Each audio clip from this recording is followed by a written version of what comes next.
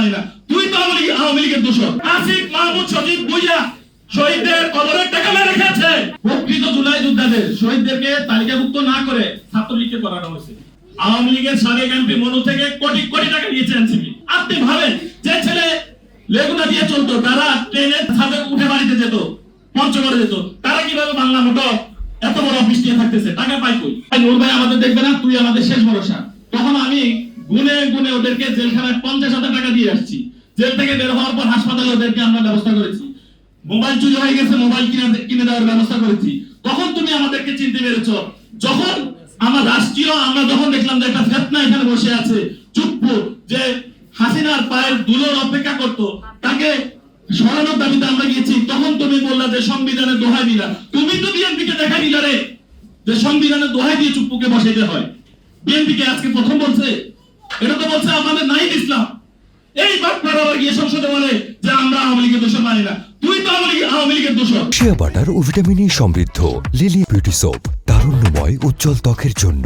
Remark, তুই তো চুপ্পুকে বসে রাখি, ধরে নিলাম সফরটা তুই সংবিধান রক্ষার জন্য করলি। সংবিধান রক্ষার জন্য তখন ছড়াই দে যে বিএনপি মানতেছে না, আমরা এটা চুপ্পু হটাবো। কিন্তু তুমি এটা বলো না, কারণ কি? তোমার করার প্রয়োজন, ক্রিপ্টোকারেন্সিতে তোমার টাকার প্রয়োজন ছিল।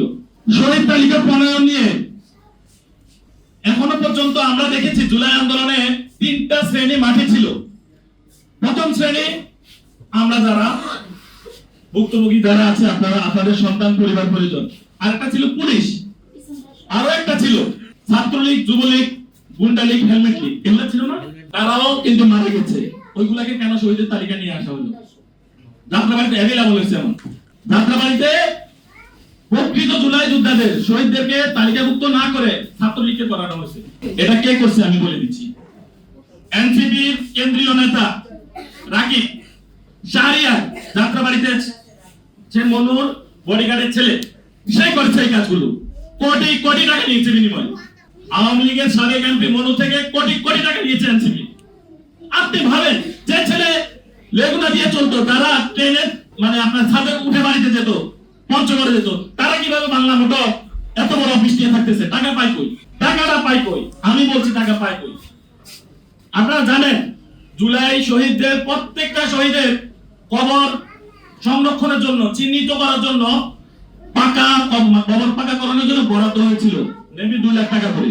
আচ্ছা, 1 লাখই ধরলাম, তর্কের খাতিরে 1 লাখই ধরলাম। আমাদের শহীদের সংখ্যা 1400, আমার মধ্যে 1700 ধরলাম, 1400 জাতিসংঘ যেটা করলো। এই 1400 শহীদের একটা হচ্ছে, বরাদ্দ হয়েছে। আচ্ছা, এখানে শহীদ পরিবারগুলো বলেন, আপনাদের কোন পরিবারের যারা সদস্য, তাদের এই কবরগুলো কি পাকাকরণ করা হয়েছে? দেখুন, এই টাকা আসিফ মাহমুদ সজীব ভুঁইয়া শহীদদের কবরের টাকা মেরে রেখেছে। আসিফ মাহমুদ সজীব ভুঁইয়া কবরের টাকা চোর। আপনারা আজ থেকে তাকে প্রতারক শুধু বলবেন না, তাকে বলবেন শহীদের কবরের টাকা চোর। এই আসিফ মাহমুদ সজীব ভুঁইয়া, নাহিদ ইসলাম, তারা মন্ত্রণালয়ে বসে এই কাজগুলোই করেছে। এই প্রতারকগুলো থেকে আপনাদের সতর্ক থাকতে হবে। চিহ্নিত করে দিচ্ছি, একটা প্রমাণ আপনারা আমাদের ভ্রুক্ষেপ করতে পারবেন না। শহীদ পরিবার আছে, ওনাদেরকে কোন রকম আমরা আগে থেকে আমি কারোর সাথে কথা বলি না, ওনাদের থেকে ইনফরমেশন নিয়ে কথাগুলো বলতেছি।